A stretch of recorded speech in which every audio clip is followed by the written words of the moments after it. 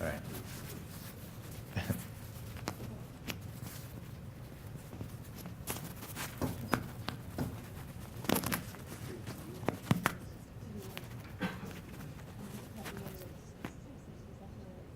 Can you hear me? No? Can I hear? Okay. How about now? Better? Good? Okay. Good. All right. So, all right.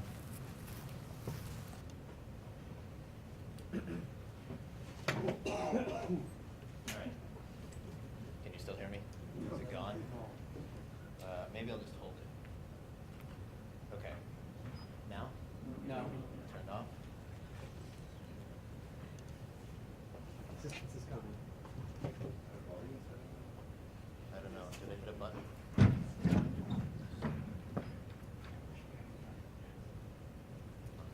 Yeah, we're testing. Testing. Testing.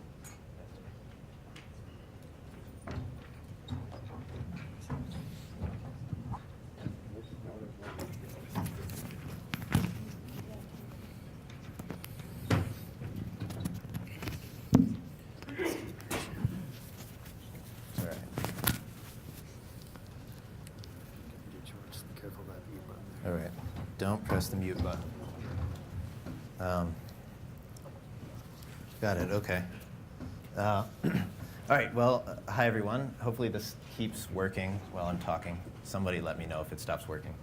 All right. So I think the best place to start for this talk is to describe the motivating question behind this work, because it's actually a very simple and concrete question, I think, in quantum information. So the title that we've used here, Interactive Proofs with Approximately Commuting Provers, sort of refers to the ultimate complexity-theoretic direction that we took in analyzing our sort of the question that motivated us. But the real starting point, in some sense, is a simpler question. And that question is just, how can you compute the winning probability of an arbitrary non-local entangled game? And I think most of the audience here is probably already familiar with non-local entangled games to some extent, so I'm not going to describe them carefully. But the basic setup is such a game would have two players, Alice and Bob, so they're represented by the boxes A and B here. And these players could share an entangled state and perform measurements on this entangled state. That's their strategy for the game during the course of the game, but they can't communicate during the course of the game. Okay. And the game sort of works by, there's a classical referee, and the referee can give classical inputs to Alice and Bob. So the inputs are X and Y, they come from some alphabet, and the players return classical outputs, A and B. And based on the inputs and the outputs, the referee decides whether the players have won or lost, and he used some predicate for that. Okay, and so most people, I think, see non-local games for the first time when they see the CHSH game, or it's also known as Bell's inequality. And there the inputs are single bits, and the outputs are single bits. But in a general game, the alphabets for inputs and outputs could be much larger than that. The predicate for deciding wins and losses could be different. And throughout this talk, I'm going to use omega star of G to represent the optimal entangled winning probability for a game. All right. Okay, and so I think a really interesting thing about this question is that it's such a natural question, even from like fundamentals of quantum information. So even a student who's just seen the CHSH game for the first time could already ask this question. You know, what if? So this, we know the optimal winning probability for CHSH very well, but you know, what if you define some other game? Then how do I know the optimal winning probability for that, or anything about the strategies for that? So it's an extremely natural question, and yet we know almost nothing about it in the general case. And in particular, even this asking how can you compute this quantity is a little bit presumptuous. The real question a priori is, can you compute this quantity? And we don't know that even. So there's a way you can phrase this as a computability question or a decidability question. But just say this more concretely, there's just no known finite time algorithm, even for approximating the winning probability of an arbitrary game. Even, for example, games with 3 inputs and outputs, or 5 inputs and outputs, or just very simple cases. All right, so this is the problem we're dealing with. And part of the reason for this lack of understanding for this sort of natural fundamental problem, really, is that we have no understanding of how much entanglement is required to approach the optimal strategy for an arbitrary game.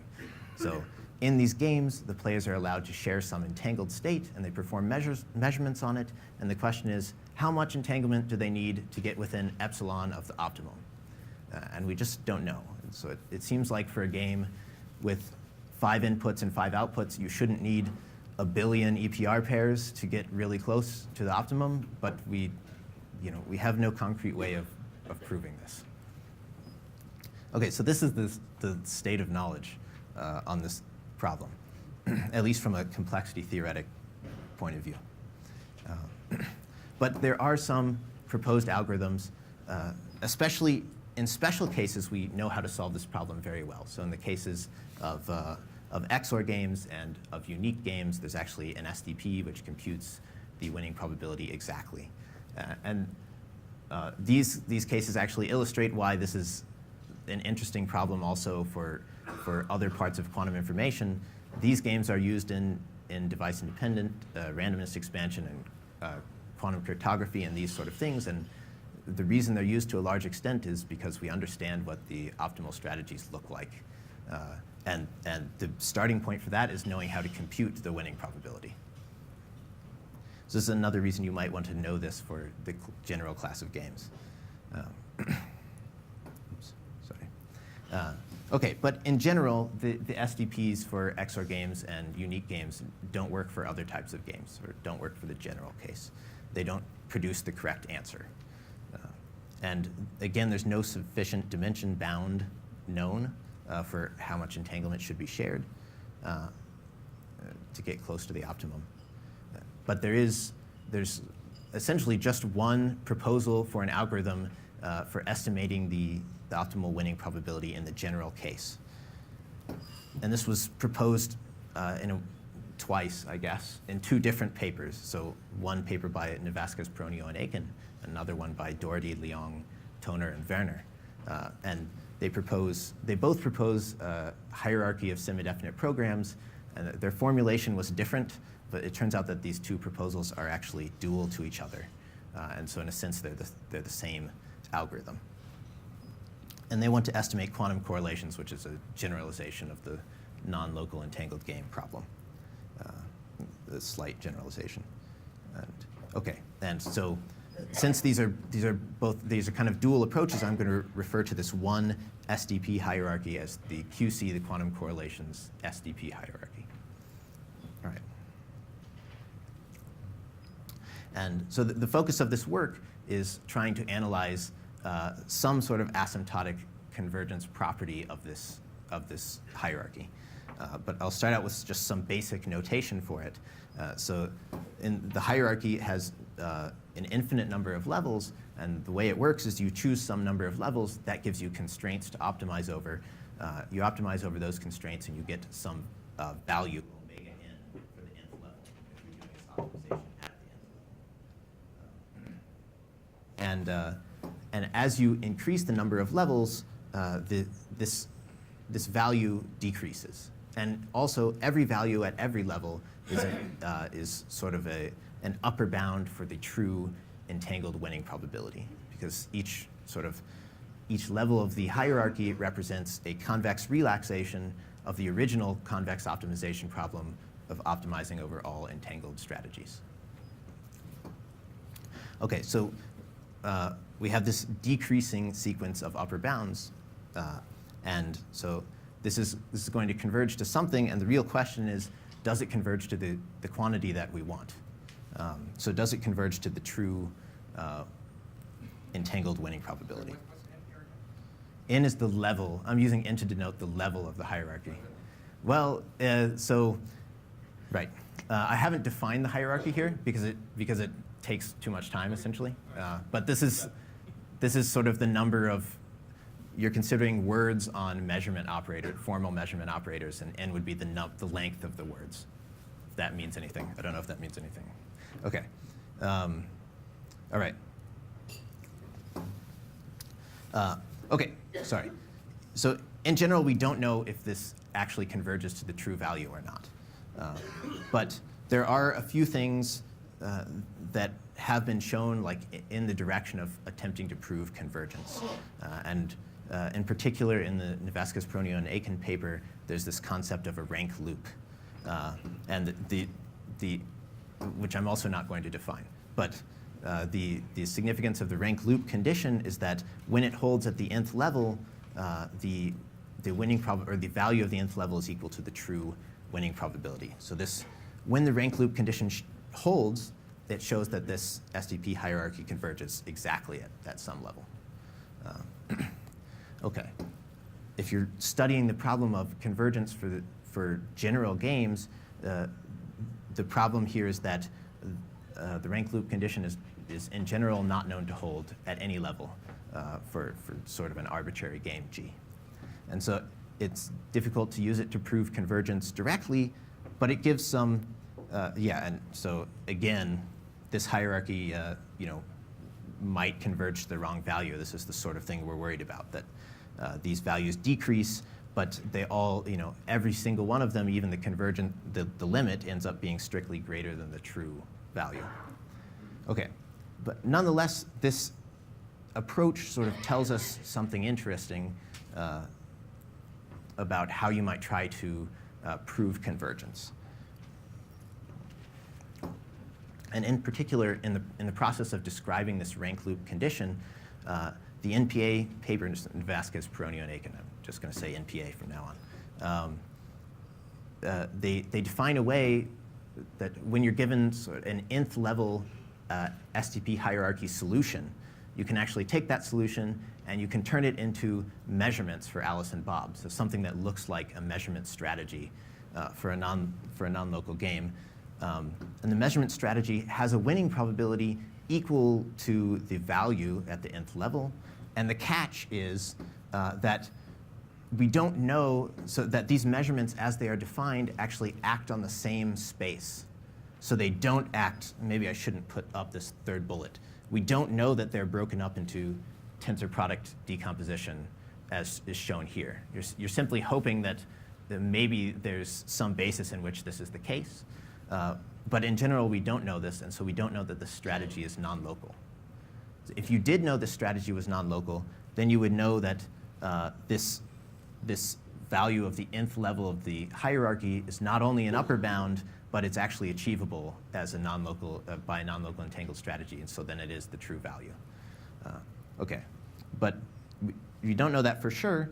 And in fact, in general, the way that this is done in mapping SDP solutions to measurements, the measurements will not necessarily commute, which immediately rules out that they could be in this tensor product form. OK, the significance of the rank loop condition, which is again a technical condition that I'm not going to define, but the significance of it is that when it is true, these measurements that the NPA paper proposes do commute. And as I discussed on the previous slide, that's a necessary condition in order for them to describe a non-local strategy. And sort of another interesting thing that is revealed by this approach is that actually this turns out to be a sufficient condition in infinite dimensions, at least. So as long as these measurements are finite dimensional, the fact that all Alice measurements commute exactly with all Bob measurements actually implies that there's a theorem in representation theory that says that this means there's a change of basis under which these measurements can be, under this change of basis, they're actually moved to measurements which are exactly sort of in two different tensor product factors of the space. Is that under the rank loop condition, or is it true? This representation theory theorem is just generically true. Yeah, so this is putting together two things. One is rank loop, one is this theorem. Yeah. OK, but this theorem is sort of the starting point, the motivating idea for the rest of this work. One change of basis for all P and Q, or P Yes. Give you additional change of basis for that Q. One change of basis for all P and Q. So, I mean, you have a measurement strategy, and there's one change of basis for the whole measurement strategy. Yeah, that makes sense. OK. So it's the thing that you need to get this to like one non-local strategy. OK. All right. So the question, the starting point really for my work with Thomas was, what can you do if you don't know that the rank loop condition holds? So this is the situation that we're stuck with in the general case. And the lesson that we've learned from this previous approach is that the ultimate problem you would like to perform is to optimize over entangled strategies, which are non-local, which are then, that requires that you enforce a tensor product decomposition. And this is equivalent to enforcing exact commutation, at least in finite dimensions. So that's the original problem. But you could try to relax this by, instead of enforcing exact commutation, you just enforce approximate commutation. And this is, in fact, our approach to the problem. And this is where the title, Interactive Proofs with Approximately Commuting Provers, this is where the approximately commuting part of that is coming from. And so without further ado, I'm just going to state our main result. So the main result is that, in fact, you can use this QC-SDP hierarchy, which was already proposed by these previous papers, along with a different rounding scheme, to actually optimize over the set of approximately commuting strategies. And so in particular, our main result says that there's a way to round the nth level of the hierarchy to measurements whose commutator, so they're close to commuting, and in particular, their commutator is bounded by 1 over square root of n, 1 over the square root of the number of levels of the hierarchy. There's an L here. That L is the number of possible answers in the game G that you're considering. But since at the moment we're just worrying about computability, we can imagine G as like a fixed game. So L, you can imagine L as being constant even, and this is still an interesting problem. OK, so we have this result, and no, yeah, but so OK. So Aram's question was, does this bound depend on the number of questions in the game G? And the answer is no, it doesn't. Right. OK. Now that we have this result, you want to analyze, true non-local entangled strategies. The sort of most straightforward, natural question to ask is, well, if you have measurement strategies for Alice and Bob such that every Alice measurement approximately commutes with every Bob measurement, which is what we have here, shouldn't that mean that this is close to a measurement strategy where every Alice measurement exactly commutes with every Bob measurement? And so this is the thing that I think is like the most immediate conjecture to make. This is sort of where this problem starts to be related to a long history in pure mathematics of studying the relationship between approximate commutation and exact commutation. In particular, there are some barriers that are already known from pure mathematics to these types of conjectures. And if you're not careful, so the most natural conjectures you might like to make are actually false. And so one example is there's this theorem of Wojciechowski, which says that in every dimension, there's a pair of unitary matrices which are very close to being commuting. So they're like 1 over d approximately commuting in the operator norm. And yet they're very far from every pair of exactly commuting unitaries. So they're omega of 1 as far as you can be, because a unitary has operator norm 1. They're sort of as far as you can be from any pair of exactly commuting unitaries. So this is a little bit worrisome. This is the type of thing you would like to prove, and if you propose it with the wrong parameters, it's false.